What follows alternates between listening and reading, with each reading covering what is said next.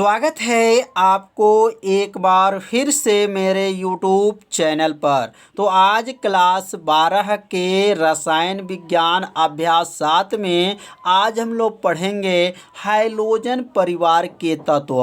Halogen परिवार के तत्व कौन कौन से होते हैं और उनके समान लक्षण क्या होते हैं, आज इस वीडियो में बताया जाएगा।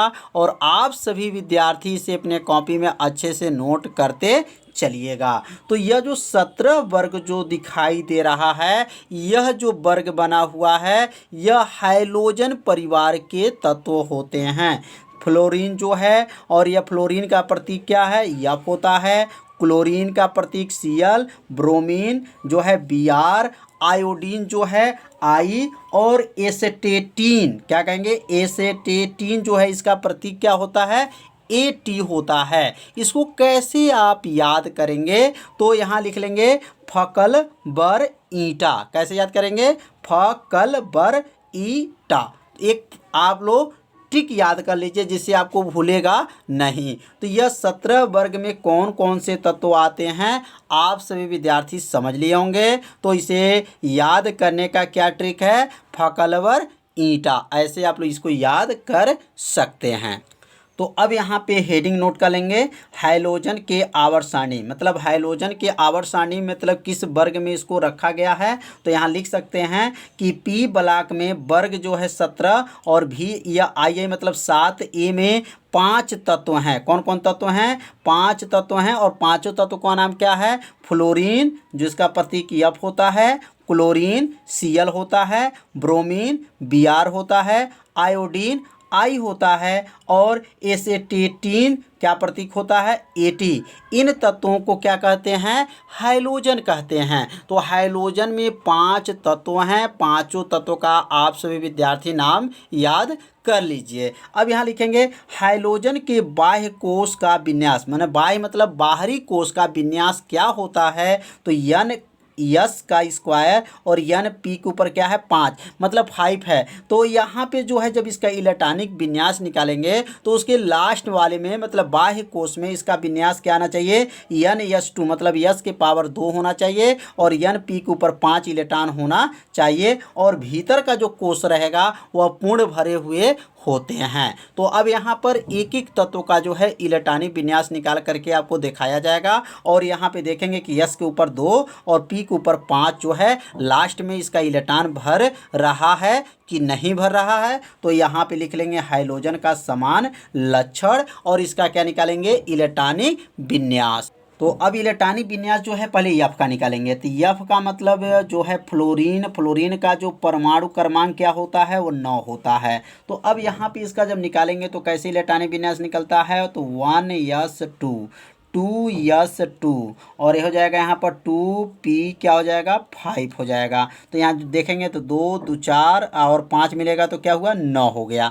मतलब 9 जो है परमाणु क्रमांक जो इलेक्ट्रॉनों की जो संख्या है इसको भरा जाएगा। पहले 1s2 में भरते हैं, 2s2 में 2p 5 मतलब जोड़ेंगे तो क्या हुआ आपका 9 हो रहा है। और यहाँ पर देखेंगे क्या लिखा गया है, S के ऊपर 2 P के ऊपर 5 मतलब S के ऊपर 2 है और P के ऊपर क्या घात है 5 घात यहाँ पे इलेक्ट्रॉन भरे हुए हैं। और यहाँ N है और N है मतलब यह दोनों का मान बराबर होना चाहिए। तो यहाँ पर दोनों का मान 2 2 है, तो इस मतलब बराबर यहाँ पर है। अब यहाँ क्लोरीन, क्लोरीन का मतलब परमाणु क्रमांक क्या होता है, तो क्लोरीन का जो होता है 17 होता है। क्या होता है 17। तो 17 का इलेक्ट्रॉनिक विन्यास कैसे निकालेंगे, तो 1s2 2s2 2p6 3 अब हो जाएगा यहाँ पर 3s2 3p क्या होगा 5 हो जाएगा। तो अब यहाँ पे जोड़ेंगे क्या 17 हो रहा है, 2 2 4 6 10 2 12 12 5 17। अब मतलब 17 इलेक्ट्रॉन थे तो 17 इलेक्ट्रॉन को इलेक्ट्रॉनिक विन्यास के आधार पे इसको रखा गया। तो लास्ट में क्या हो गया 2 और यहाँ पर क्या है 5 और यहाँ पर लिखा गया है भी है S के ऊपर क्या घात है 2 घात है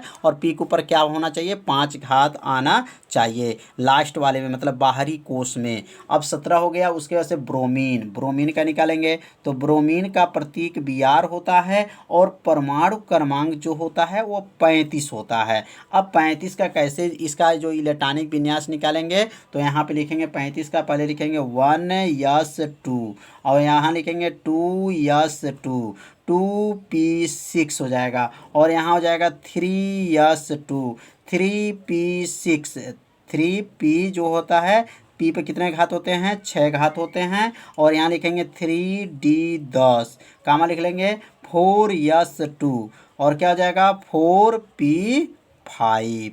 अब इसको जब गिनेंगे तो कितने के बराबर होगा, 35 के बराबर हो जाएगा। अब यहाँ लिखेंगे आयोडीन, आयोडीन का परमाणु क्रमांक कितना होता है, तो 53 होता है। कितना होता है, 53। अब 53 का जो इलेक्ट्रॉनिक विन्यास निकालेंगे तो क्या निकलेगा, 1s2, 2s2, 2p6, 3s2, 3p6 और क्या होता है 3d10 और उसके बाद से लिखेंगे 4s2, 4p6, 4d10 और इसके बाद से लास्ट में क्या लिखेंगे 5s2। अब 5 और क्या आ जाएगा p5 हो जाएगा। तो मतलब यहाँ पे जो लास्ट कोर्स में भी देखेंगे यहाँ पर भी 2 इलेक्ट्रॉन s पर और p पे जो है 5 इलेक्ट्रॉन है। तो समझ में आ रहा होगा। अब लास्ट जो है हम यहाँ निकालेंगे 80 का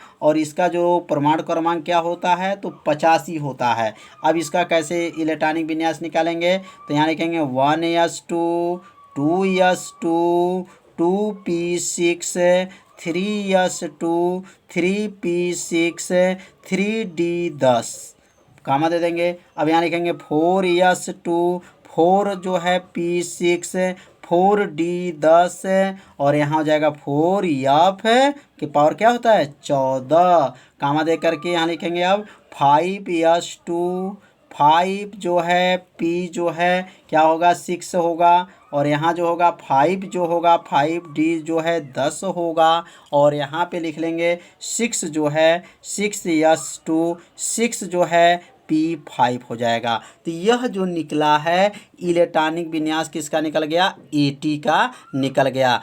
यदि आप इलेक्ट्रॉनिक विन्यास निकालना नहीं जानते हैं तो क्लास 11 के प्लेलिस्ट में वीडियो है, वहां से जाकर के इलेक्ट्रॉनिक विन्यास निकालना सीख सकते हैं। तो आप ज़रूर देख लीजिए इलेक्ट्रॉनिक विन्यास कैसे निकाला जाता है। तो यह जो है 5 तत्वों का यहाँ पर इलेक्ट्रॉनिक विन्यास बताया गया। तो यह किस परिवार के तत्व हैं, तो हाइड्रोजन परिवार के यह तत्व हैं।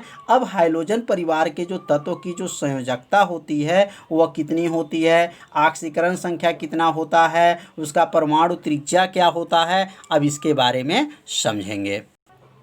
तो अब यहाँ लिख लेंगे संयोजकता, मतलब हाइड्रोजन परिवार की जो संयोजकता होता है वो कितना होता है, तो यहाँ लिखेंगे हाइड्रोजन परिवार की जो संयोजकता होता है वह कितना होता है, 1 होती हैं। तो यहाँ नोट कर लीजिए कि हाइड्रोजन परिवार की जो संयोजकता होती हैं वह 1 होती हैं। कई बार यह कंपटीशन के भी एग्जाम में पूछा जा चुका है, तो इसलिए इसको आप लोग याद कर लीजिएगा कि हाइड्रोजन परिवार की जो संयोजकता होती हैं वह 1 होती हैं। अब ऑक्सीकरण संख्या क्या होता है, तो यहाँ फ्लोरीन की उसके सभी यौगिकों का ऑक्सीकरण संख्या -1 होती है। याद रखेंगे जो फ्लोरीन होती हैं उसके सभी जो यौगिक होते हैं उसके ऑक्सीकरण संख्या कितनी होती हैं, -1 होती हैं। और क्लोरीन एवं अनहाइड्रोजन, याद रखेंगे क्लोरीन भी है और अनहाइड्रोजन जो है, तो अनहाइड्रोजन जो है यहाँ पे तो फ्लोरीन 1 हो गया।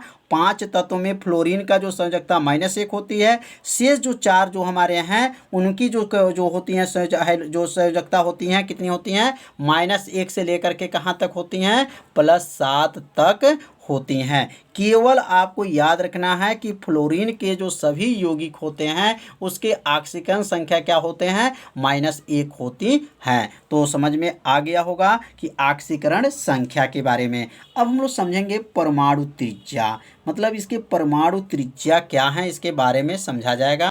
तो यहाँ लिख लीजिए परमाणु त्रिज्या।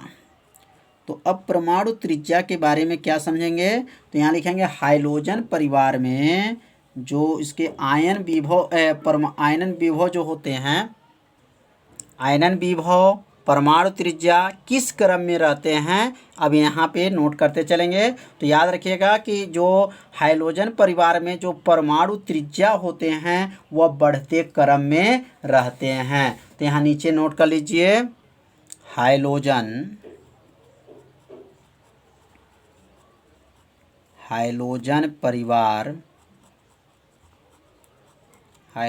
परिवार के तत्वों के हाइड्रोजन परिवार के जो तत्व होते हैं, तत्वों के परमाणु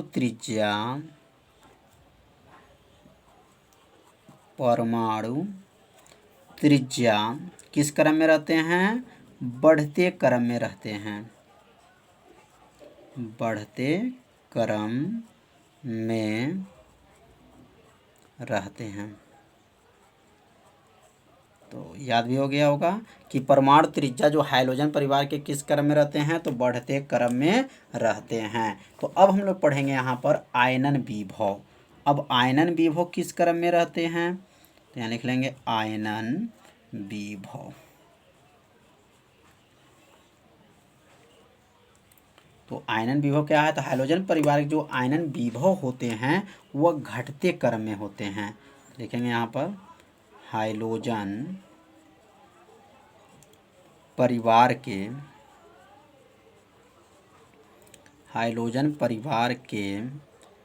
तत्वों के आयनन विभव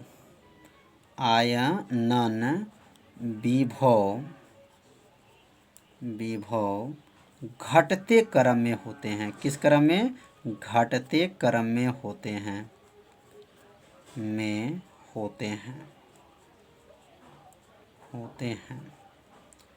तो हाइड्रोजन परिवार के तत्व जो हैं क्या हैं? परमाणु त्रिज्या बढ़ते क्रम में होते हैं और आयनन विभव क्या होते हैं? घटते क्रम में होते हैं। अब यहाँ लिखेंगे वैद्युत ऋणात्मकता।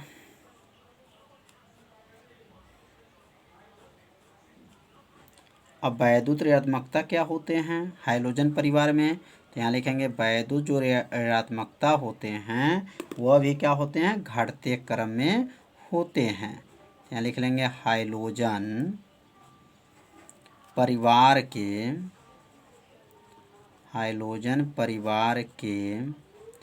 तत्वों की वैद्युत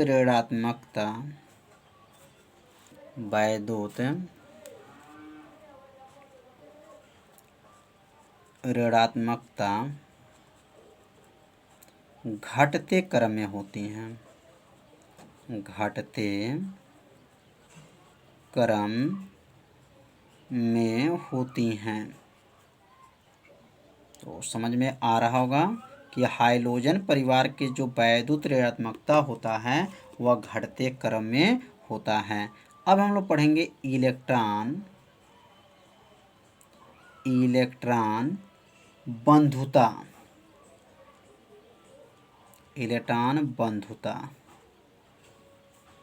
अब इलेक्ट्रॉन बंधुता क्या होता है? यहाँ लिखेंगे हाइड्रोजन परिवार के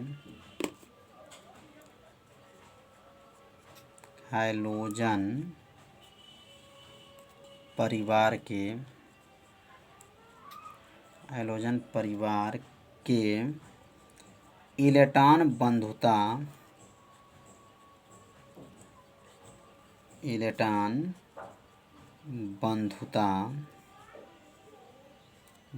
घटते क्रम में होता है। घटते क्रम में होता है।